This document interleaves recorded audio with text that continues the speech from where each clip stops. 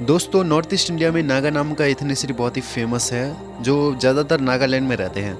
पूरी दुनिया में नागा लोगों की पॉपुलेशन 29 लाख है, जिसमें से 25 लाख जितने नागा लोग भारत में रहते हैं, तो वहीं पर 3 लाख जितने नागा लोग म्यांमार में रहते हैं। नागा लोगों के अंदर वैसे भी बहुत सारे ट्राइब्स होते हैं, जिनका अपना अपना लैंग्वेज और कल्चर होता है। एक नागा ट्राइब के लोग दूसरे नागा ट्राइब के लैंग्वेज को नहीं समझ सकते हैं। अहोम किंगडम के जमाने से ही नागा लोगों को नोगा या नाका कहकर भी ऐसा जाना जाता था, जिनका मतलब होता है पीपल विथ पियर्ड्स ईयर्स, यानी कि कानों में छेद किए गए लोग।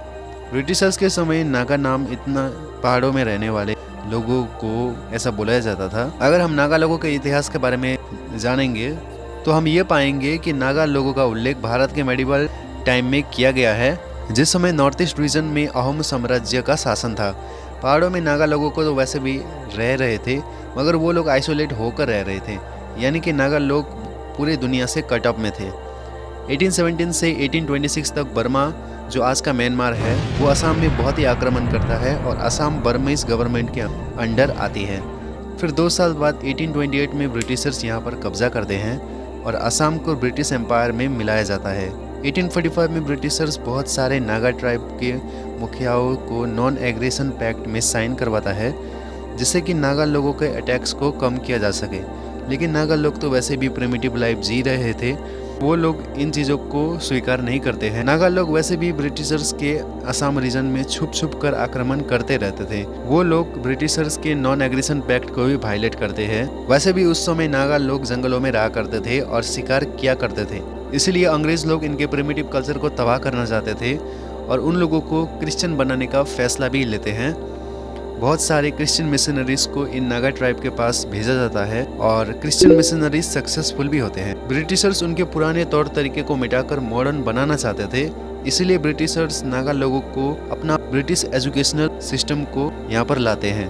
देखते ही देखते एक असमीज क्रिश्चियन मिस्टर गोडोला की सहायता से नागा लोगों के लिए उनका पहला बैप्टिस्ट चर्च 1872 में मुलोंगकीमोंग गांव में बनाया जाता है। वैसे ही बहुत सारे नागा ट्राइब के लोग क्रिश्चियन बन चुके थे उस समय। मॉडर्न एजुकेशन सिस्टम की वजह से नागा लोग अब अपने नागा इथनिसिटी को सीरियसली लेना चाहते थे।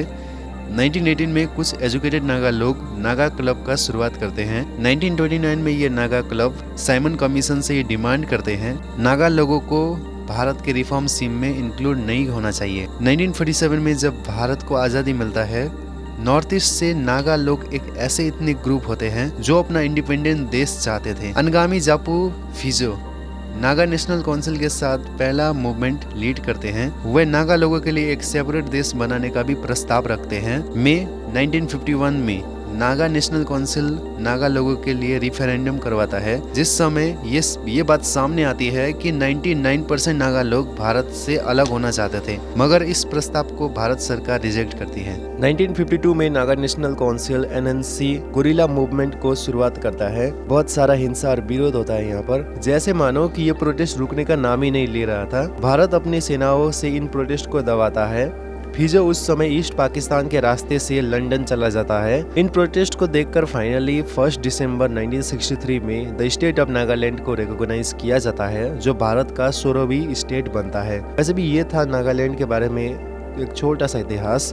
दोस्तों, अब हम बात करेंगे नागा इथनिसिटी के कुछ ऐसे ट्राइब्स के बारे में जो हमें 2011 की सेंसस में हमें मिला है। जैसे कि अनगामी, जिनका पॉपुलेशन 1,41,000 है।